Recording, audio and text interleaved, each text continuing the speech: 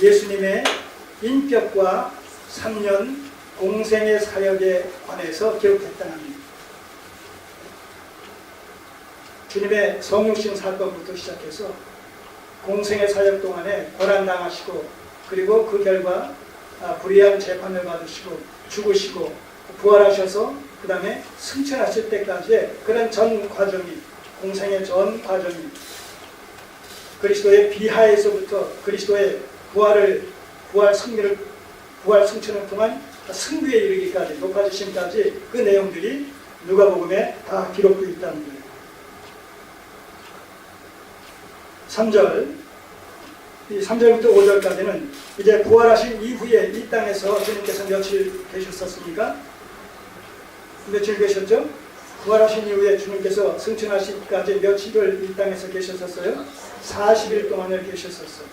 그것이 여기 소개되고 있지 않습니까? 해 받으신 후에 또한 저에게 확실한 많은 증거로 친히 사심을 나타내사. 자, 여기서 해 받으신 후에라는 것은 그런 의미에서 고난을 받으시고 십자가에 달려 죽으신 이후에 다시 살아나셨다는 거예요. 확실한 많은 증거로 친히 사심을 나타내사. 자, 요한복음에서는 적어도 몇 차례에 걸쳐서 주님께서 부활하신 자신을 제자들에게 또 사람들에게 나타내 보여주셨어요. 막달라 마리아를 비롯한 일단의 여인들에게, 그리고 도마가 빠진 11제자들이 집안에서 문을 닫고 있을 때에, 그리고 도마가 포함된 11제자들이 집안에 있었을 때에, 그리고 디베레아 바닷가에서 고기를 잡고 있었을 때에 주님께서 나타나셨죠.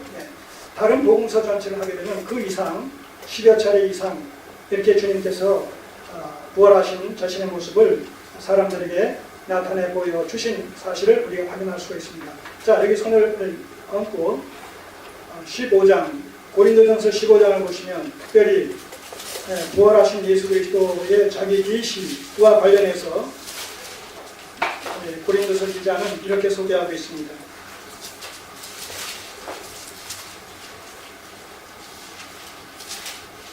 고린도전서 15장 282쪽입니다. 15장 3절부터 보시면, 내가 받은 것을 먼저 너희에게 전하였노니 이는 성경대로 그리스도께서 우리 죄를 위하여 죽으시고 장사 지낸 바 되었다가 성경대로 사흘 만에 다시 살아나사 게바 베드로에게 보이시고 후에 12제자에게와 그 후에 500여 형제에게 일시에 보이셨나니 그 중에 지금까지 대관이 살아있고 어떤 이는 잠들었으며 그 후에 야고보에게 보이셨으며 그 후에 모든 사도에게와 맨 나중에 만삭되지 못하여 난 자 같은 내게도, 누구예요? 사도 바울에게도 보이셨나니, 다메섹 도상에서 부활하신 예수 그리스도와의 조우, 이것을 염두에 두고 지금 이렇게 설명하고 있는 거예요. 자, 이런 식으로 많은 사람들에게 부활하신 예수께서 자신을 보이셨다는 말씀입니다. 자, 다시 사도행전으로 넘어오셔서 그 내용을 하는 거예요. 그 내용을 여기서 얘기하고 있는 거예요. 해 받으신 후에 십자가에 달려 죽으신 후에 또한 저에게 확실한 많은 증거로 친히 부활하심을 나타내사 40일 동안 저희에게 보이시며 하나님 나라의 일을 말씀하시니라. 하나님 나라의 일을 말씀하시니라. 40일 동안 뭘 하셨느냐, 이 땅에서 부활하신 이후에 승천하기 전까지 그 기간 동안에 무엇을 하셨느냐라고 했을 때 하나님의 나라의 일을 소상하게 전하셨다는 거예요.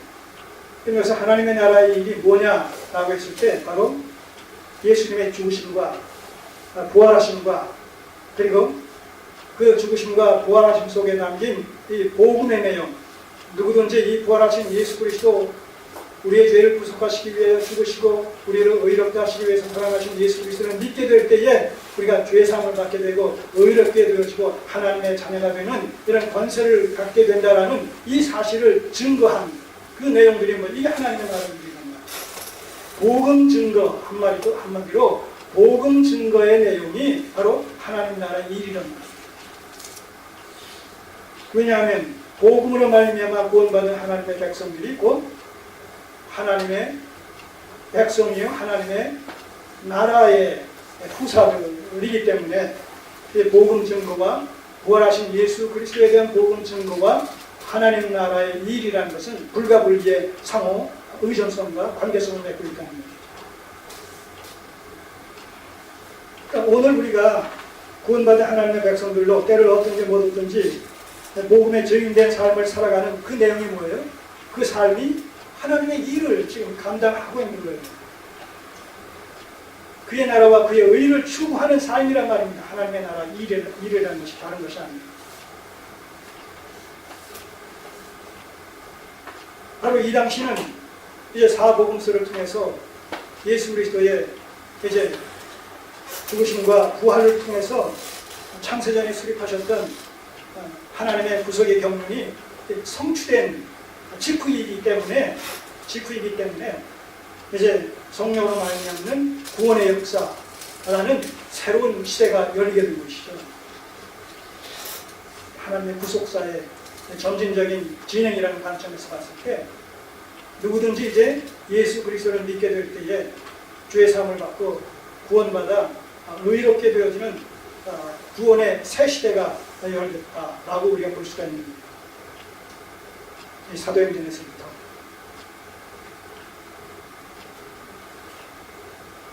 그러니까 오늘날 우리가 일어나고 있는 구원의 역사보다도 이 당시는 뭐예요? 초기의 상황이기 때문에 얼마나 그런 의미가 또 능력이 또 그것에 대한 어떤 파급력이 강했을까라는 사실을 우리가 충분히 짐작을 하게 되지 않겠습니까?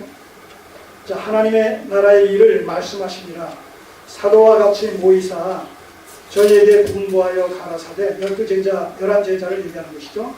가라사대 예루살렘을 떠나지 말고 내게 들은 바 아버지의 약속하신 것을 기다리라.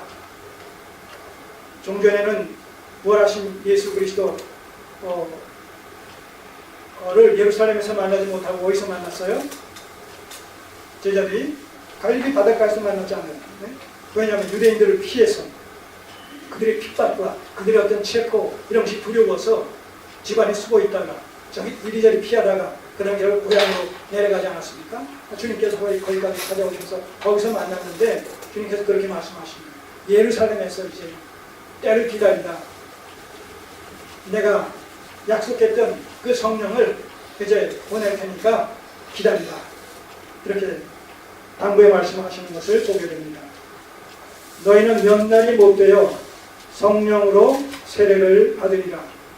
몇 날이 못 돼요. 자, 언제 성령께서 강림하셨죠? 오순절날. 오순절날은 6월절 이후에 50일째가 되는 날이에요. 그러니까 주님께서 이 십자가 사역을 감당하신 것이 6월절과 밀접하게 연관되어 있다라고 했을 때에 지금 40일이 지났다라는 얘기는 뭐예요? 이제 앞으로 한 10여일 후에 이렇게 되는 거예요. 10여일 남짓 그 안에 성령께서 성령을 보내주신다는 것이죠. 그 성령을 보내주신다는 얘기는 그 앞서 어떤 일이 일어나야 돼요? 예수님의 승천 사건이 일어나는 것이죠. 그래서 여기 11절 9절에서 8절에서 복음을 증거할 것을 당부하신 후에 이내 승천하신 이유가 뭐예요? 바로 성령 보내주시기 위해서. 이게 다 하나님의 크신 경륜 속에서 이루어지는 일들이란 말입니다. 이 세상 역사라는 것은 하나님의 뜻이 이루어지는 구속사의 하나의 수단과 방편이 되는 거예요. 우리가 살아가고 있는 이 세상 역사는, 인류의 역사라는 것은 결국 하나님의 구속사를 이루는 수단과 방편에 지나지 않는답니다.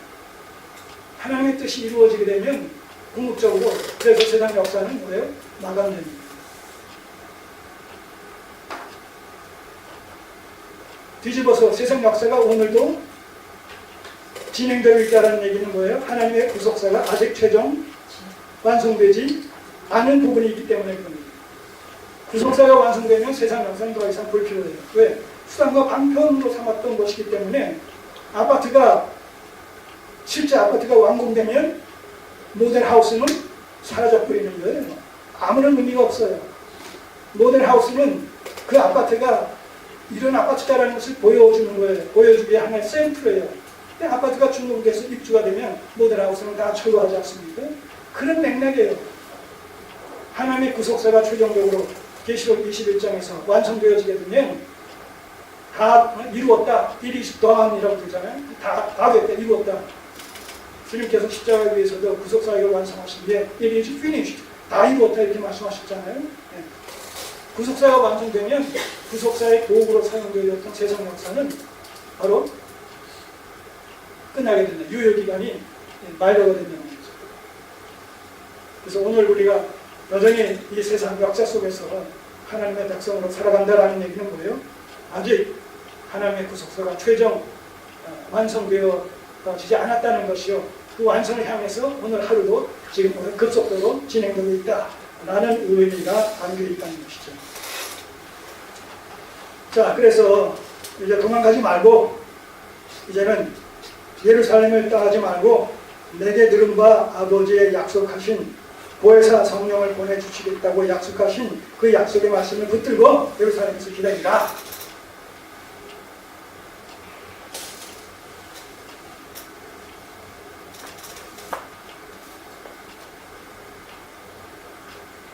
자, 그러면 이제 보혜사 성령께서 강림하실 텐데, 보내주실 텐데, 올라가서 아버지께 받아 성령을 보내주실 텐데, 그 성령은 어떤 성격을 띠고 있느냐라고 했을 때 5절 요한은 물로 세례를 베풀었으나 너희는 몇 날이 못 되어 성령으로 세례를 받게 될 것이다. 그러니까 요한의 물 세례와 주님의 성령 세례가 상호 뭐예요? 관계성을 맺고 있다는 얘기예요. 어떤 관계냐? 요한의 물 세례를 요한복음에서는 뭐라고 얘기하죠? 어떻게 표현하고 있죠? 회개에 이르는 요한의 물 세례라고 하고 있단 말이에요.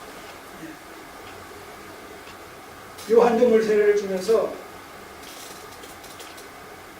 이제 이후로 나보다 크신 이가 오실 텐데 그분은 뭐예요? 불과 성령으로 세례를 베풀 것에 대해서 말씀하고 있지 않습니까? 자, 그런 의미에서 요한의 물 세례는 그리스도의 성령 세례에 대한 하나의 예표요. 그런 의미에서 그리스도의 물 세례, 성령 세례는 요한의 물 세례에 대한 실체다. 이렇게 예표와 실체의 관계가 맺어져 있는 것을 보게 되는 것이죠. 그러니까 성령 세례는 곧 뭐예요? 어떤 능력을 입는 것이 성령 세례 아니에요. 성령 세례가 뭐예요? 자칫 이것을 어떤 능력으로 초자연적인 어떤 힘으로 어떤 현상으로 어떤 상태로 이렇게 이해하려고 하고 있는데 그렇지 않죠. 우선 1차적으로 성령은 어떤 분으로 소개되고 있어요? 예. 삼위일체 하나님 중에 한 위란 말입니다. 위에 해당하고 그 다음에 진리의 영이시라고 했어요. 그리스도의 영이 하나님의 영이라고 했어요. 그럴 뿐만 아니라 고린도전서 12장을 보시면 성령 세례에 대해서 구체적으로 말씀하고 있습니다. 고린도전서 12장 3절을 보시면 13절을 보시면 고린도전서 12장 13절을 보시면